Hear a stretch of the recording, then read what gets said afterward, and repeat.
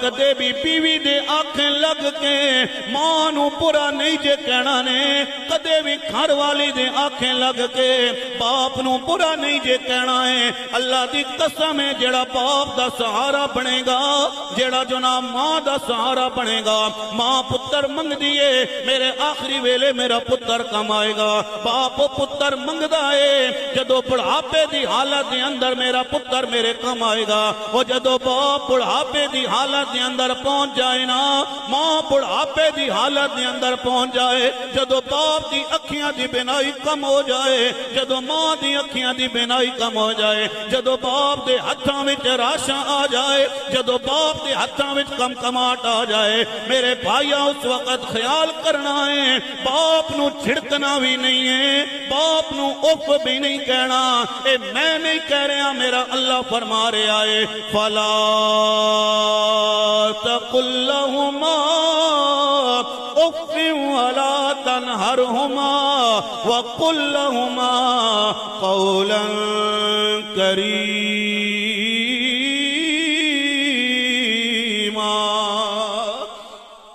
چھوٹے ہوندیا تے کہندیا جنابے والا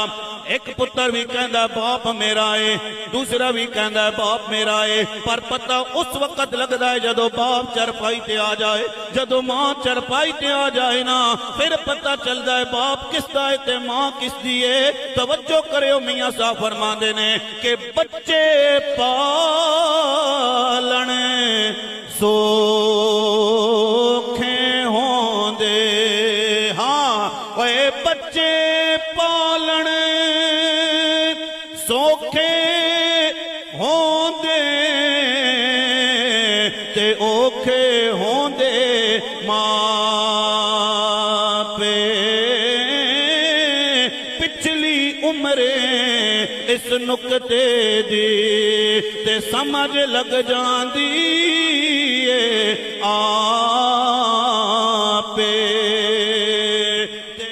باپ بڑا سچا پیار کردا ہے، ماں بھی بڑا سچا پیار کر دیئے۔ حاجی صاحب میں ہسپٹل تے ویکھیاں جنابے والا، پتر جدو ہسپٹل تے بیٹھتے آ جاویں نا، ماں اپنی والیاں ویچ دیندی ہے، ماں اپنا زیور ویچ دیندی ہے، تے ڈاکٹر دے اگے چادر پھیلا کے کہندی ہے ڈاکٹر صاحب خیال کرنا ہے میرے پتر نو کچھ نہیں ہونا چاہیدا ہے، جتنا پیسہ لگدا ہے لگا دیتا جائے، پر میرے پتر نو کچھ نہ ہوئے نا۔ میں ہاتھ بن کے عرض کرانگا میرے بھائیاں دنیا دی ہر شے مل جائے گی، روپیہ چلا جائے دوبارہ مل جائے گا، جائیداد چلی جائے دوبارہ